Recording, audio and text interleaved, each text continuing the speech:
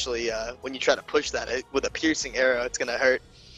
And the biggest one right now, though, for BGA that last round was the first round we saw UL. I think their front line was split between Hammer Greatsword, so the Guardians, some of them weren't able to get in on the engage. I mean, we saw Cap trying to go for engages, having to pop all of his cooldowns, including his elite skill, his renewed focus, trying to get in on that. And unfortunately for him, he was unable to make those pushes. And then he got punished when BGA decided to turn the corner on him. That last round, though, with the Greatswords out, able to get into BGA's train and make something happen there, which is really what UL needed to do the whole time. They're a guild that doesn't, they don't do well when they have to play the range game. They need to get in there and get aggressive on someone, kill a single target quickly.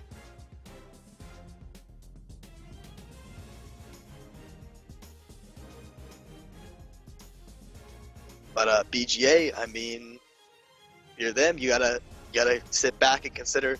You let UL get their push in, and that's really where they made their mistake.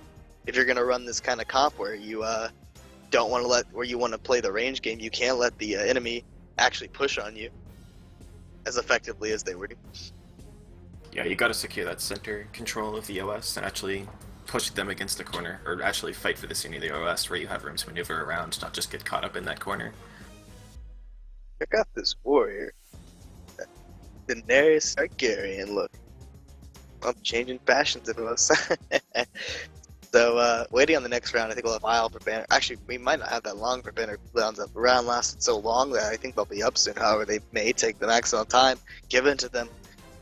And I don't believe BGA has made any substitutes yet. Maybe a ranger. I think a ranger actually came out for BGA that time.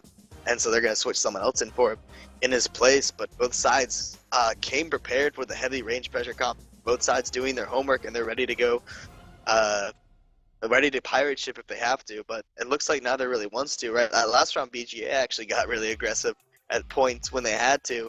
But I think when they started going aggressive, that was when UL capitalized and allowed their gang to make something happen.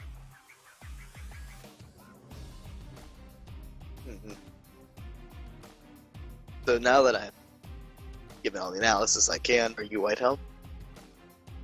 I'm not too bad. Was gone a few days back there for the tournament. Well, my sister was getting hitched, so I'm back. Congratulations.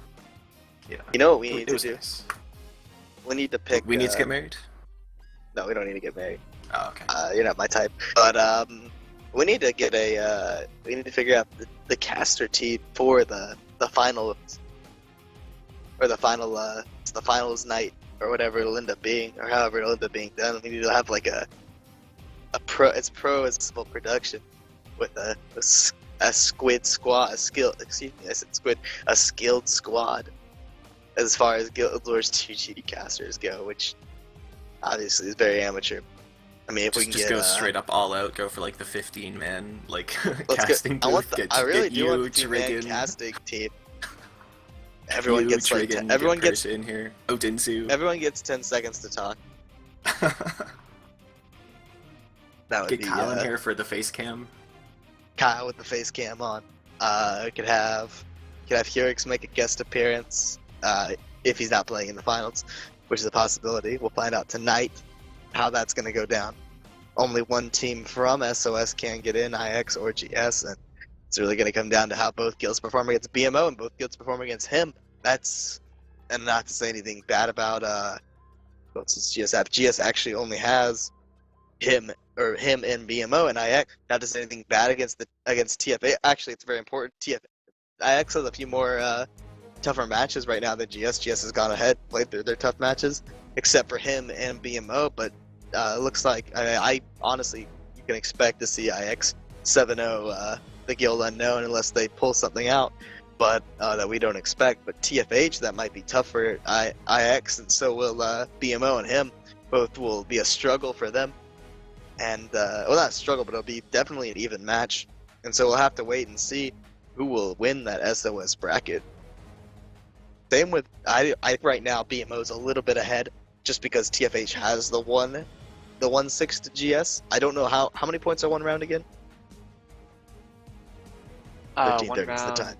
Yeah, one win is 2 points, a loss is 1 point, and winning the entire thing is 3 points. 3 points, yeah. So, I think if I mean, if I think even okay, so I think right now BMO has the edge in the FA just because of the few matches. However, they're really close with TFH, so even if BMO takes that, TFH played it really closely, and the round's gonna get started in about 20 seconds here, and we'll have to wait and see how it's gonna play out tonight with GS versus BMO. But right now, UL versus BGA about to get started the next round here in 10 seconds. So we'll see what BGA will do to count the aggressive greatsword pushes from UL. Will they go heavier on the range pressure, or will they try to match the melee for gank?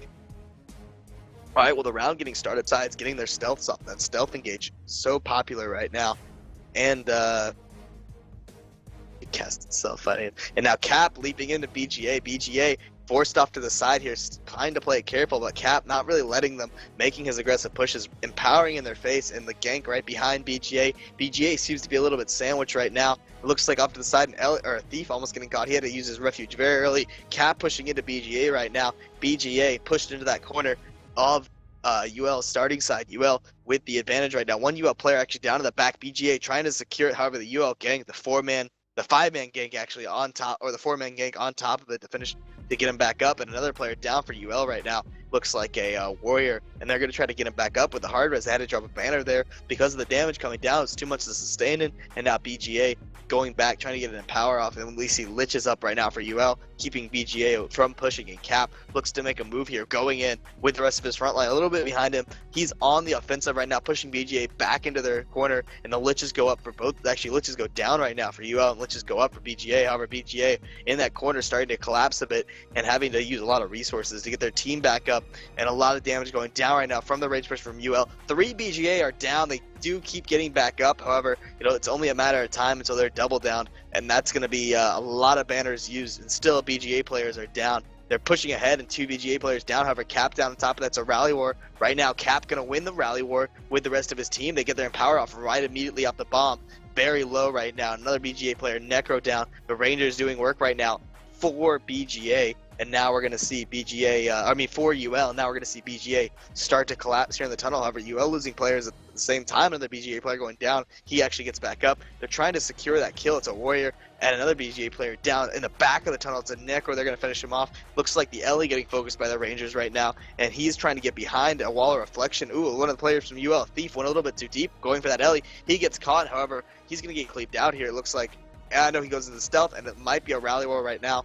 The Ellie, the Guardian, they're trying to finish him off. They finish the Ellie, and now that Thief's still down, and it looks like the Guardian, they're going to finish him off. However, the Thief won't rally off of that. He's going to get cleaved out. 2 more BGA go down. They rally off the Thief, and now BGA still stuck in this corner. UL with all the pressure, with all the cards right now, pushing in to BGA. BGA very low. This might be the finishing blow coming from UL. Another BGA goes down. 2 BGA are down, and it looks like all the rest of BGA crumbling right now in that corner. So that's going to be the end of that round, and UL going to take the third round in this GVG. It's going to go to 2-1 UL on top.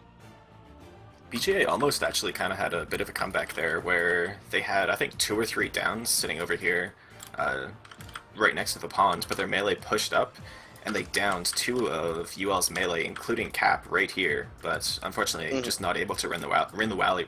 I can't even speak tonight. Win the Rally War. The Wally War? Yeah, win the Wally War. The Wally War. Yep. Okay. Unable to win the Rally War. The Wally War? Yeah. And it's just getting pushed back into the corner. English is hard, man. So, English is hard. Actually, I just realized I'm going to have to go ahead and get on another account in a minute for BMO versus versus GS. I don't have an SOS account, but switch in between these rounds. Are people GVGing outside the OS tonight? This is so dead right now. It's almost. I think him and lots GS of are queues. The queues are. Naturally, people. ABG isn't queued up. I mean, as we've gone on with this tournament, interest has kind of died down a bit, but that's understandable. And if we give the right forewarning or head notice for the finals, the stream will be a little bit active come whenever we do the finals.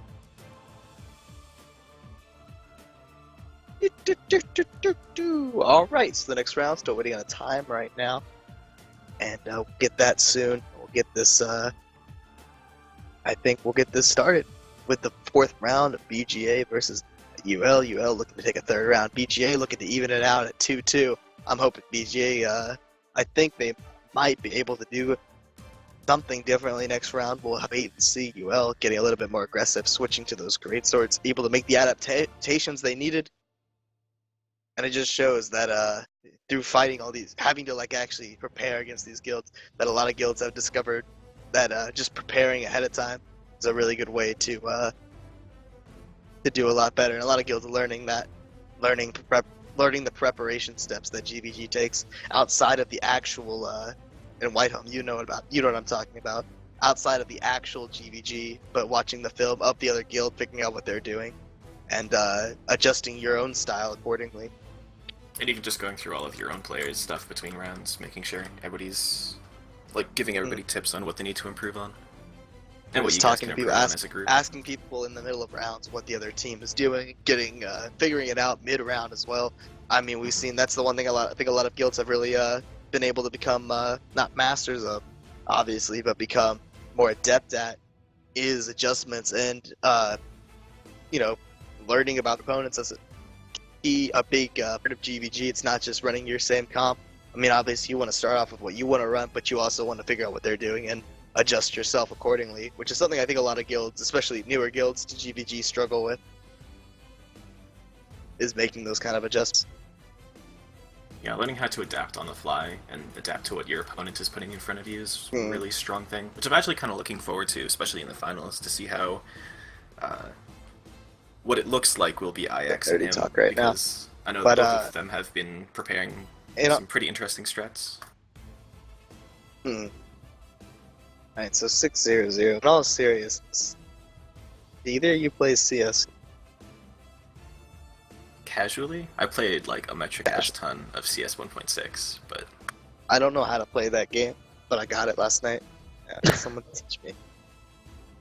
Pretty sure Aldix is all aboard the CSGO train, so... Where is Aldix? I don't know, man. Probably sucking all the dicks. Probably sucking on dicks.